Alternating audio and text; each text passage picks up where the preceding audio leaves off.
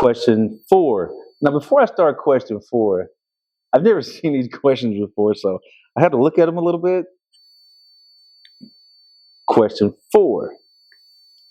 Do you think we build trust when we are transparent and straightforward in our relationships, be it work, home, or schooling?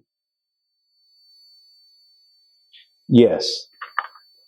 Whoo, man, let me say, I'm saying yes to that, but that's a lot. That's a task. That requires a lot of labor because a lot of judgment is done in this truth and straightforward.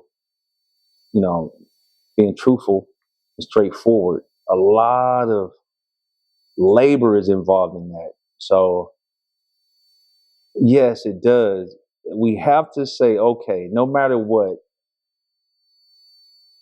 I'm going to live my life. I'm going to have say so in my life.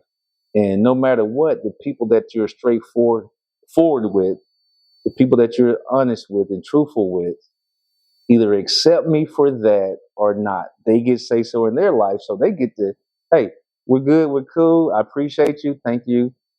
You know, have a blast, and make sure life is amazingly great. Um, I pause because I think the truth is acceptable, and being straightforward is acceptable if we don't have a cultural conditioned outlook on those truths, that what the truth should look like or what is happening should look like.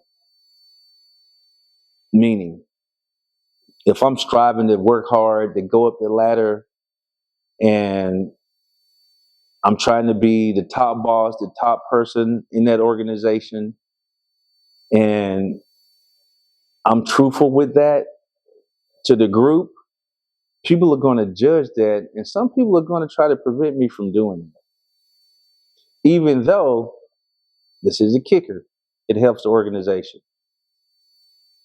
be better at providing that service for the customer. Now, what is the other flip side to that? The flip side is, if I'm creating friendships, if I'm doing, you know, helping people, supporting the community, being straightforward is like, hey, it might need baby steps, but the baby steps are accepted depending on who you invite into your space.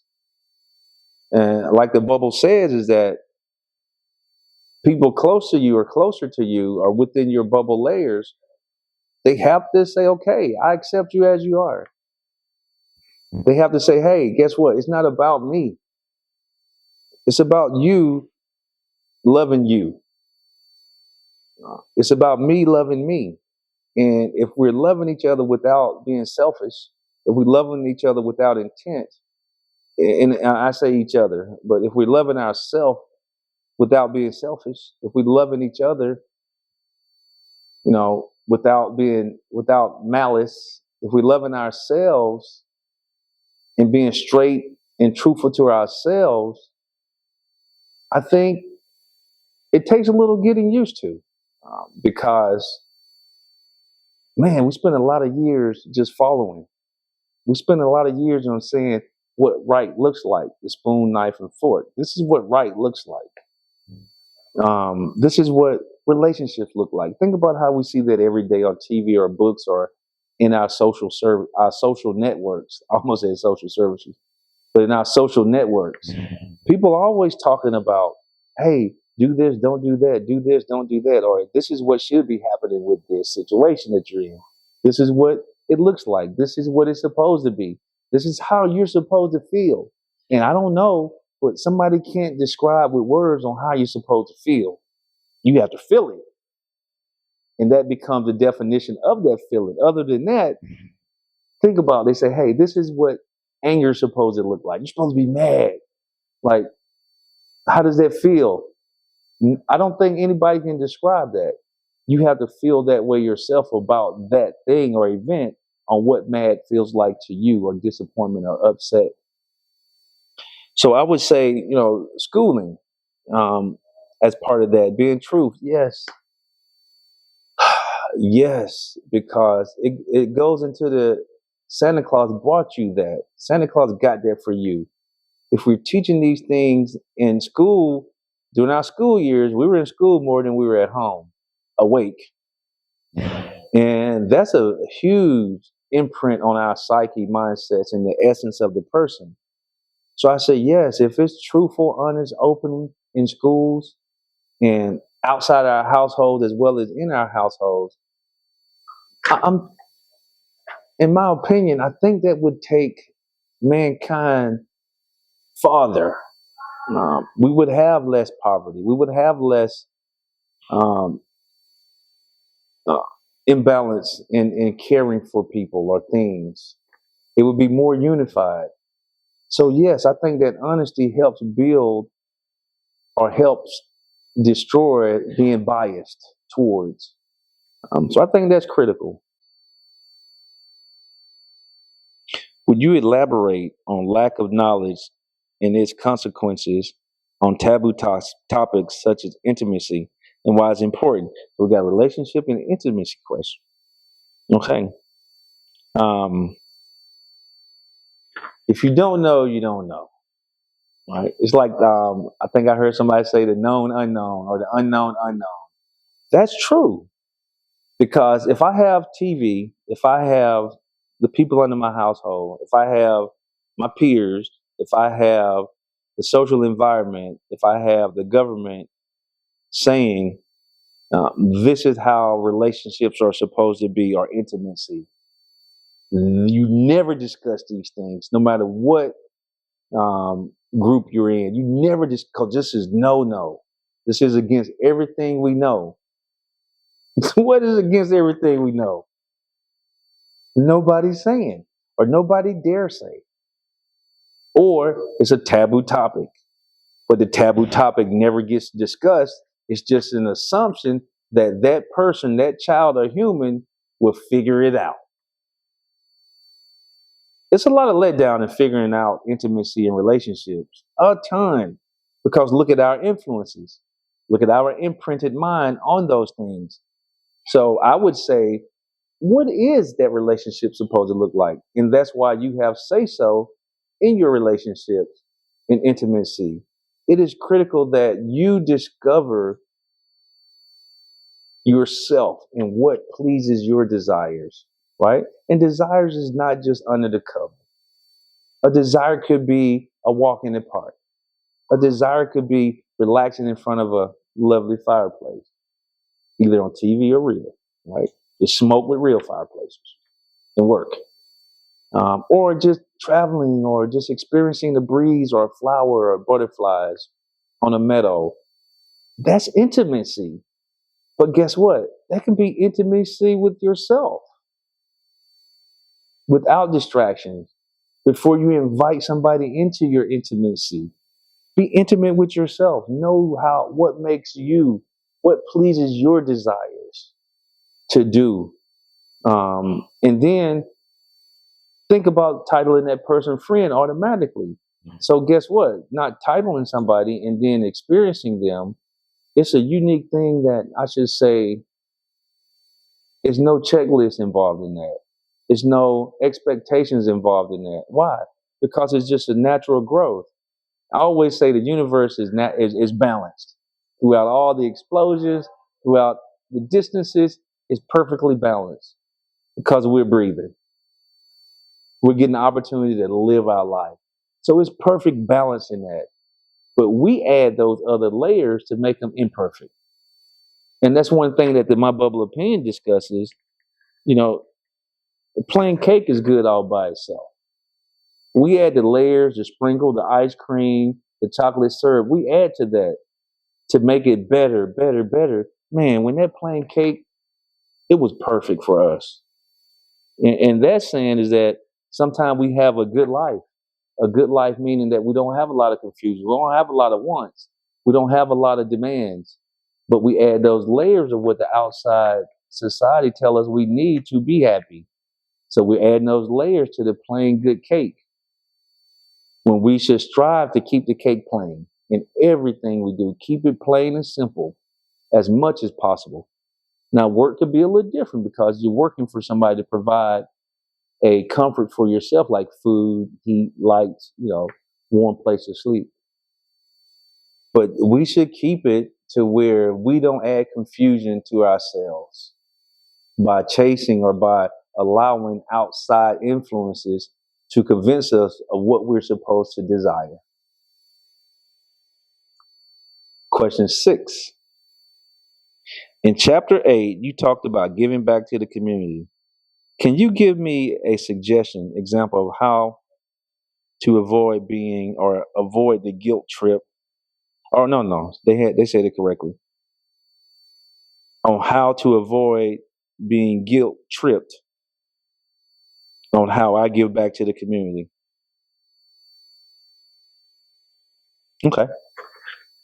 Okay, this reader wants to know that how do I give back without thinking or feeling that I have to give back like those around me? If I said, the suggestion I would give is, you do what you want to when you give back. It could be as simple as getting a couple coats and giving them to your cousin. It could be as simple as going to the kitchen and help issue out food on the weekends to folks that are hungry. It could be as simple as donating with your monthly check, or donating when you get a few dollars to one of the national charities. Give it to them. It could be going through your closet and taking that stuff to Goodwill. That's giving back to the community, because anybody that goes there have an opportunity to get that same $500 coat that was in the store for $20. And they're still within their fashion sense, right? Because people have fashion sense. It could be anything. It could be when you're talking to people in your space, making sure you're constructive all the time. That's giving back. That's not allowing yourself to stay with the narrative of following. Give back. When that young person's talking to you, when that old person's talking to you, be constructive, because they're going to hear that, and something within them will help them identify their why, or have the desire to discover their why.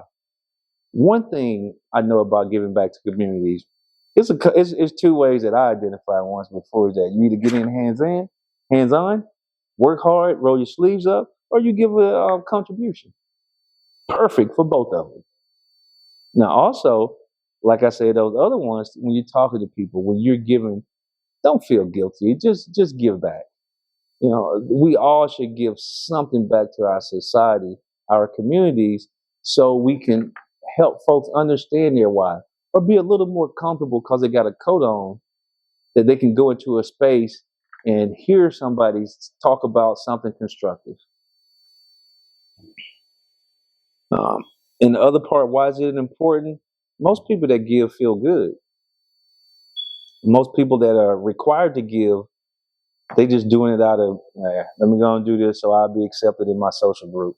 But some people, man, they give, they radiate glitter come out of them, of love and caring and friendship and embracing. So that's why it's important. Give with a kind heart. And they mentioned about the guilt trip. That's one of the things that I think is conditioned in us, is that if we don't do it like society say, we beat ourselves up. Like, man, I need to do this because my mom told me to do this. I always do this. Or I need to do this because the social things I participate in hold me accountable to do it. And it might not be within me and my essence to do these things, but I do it because I feel guilty that if I don't, I'm letting somebody down. I'm not going to be accepted in my social groups, or the people that I'm close to, they're going to look at me differently and not be close to me because I'm not doing it. I'm not doing the work to keep them close. So if I don't do the work to keep them close, they make me feel guilty, or I make myself feel guilty.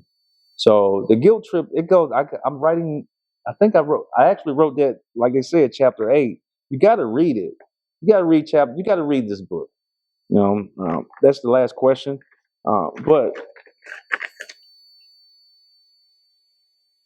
you have to read this book because it goes through a lot of things that we deal with daily that cause us to not be ourselves or to stay alien or remain alien to ourselves. This book and the other 5 books that's coming with them allow us to have say so. It allows us to search out our why.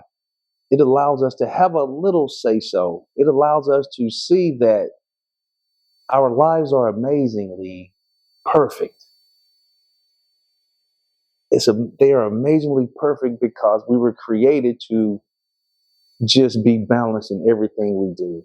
But our society puts those layers on the plain cake when the plain cake was good all by itself. So my call to action would be, first, get this book. And I'm not saying that because I wrote it. I'm saying that because, man, when I read through it, I'm like, I wrote that. Wow, that feels good to me. It gives me chills and say, man, this is profound. Um, this is creating that legacy without trying to create a legacy. It's just being a conduit to give back from a balanced universe. So I thank you for sitting down with me. I thank you for going through my questions. I thank you for allowing me to see my work, my passion of caring about everything um, until I don't need to care about it anymore. That's what we get to say about our space.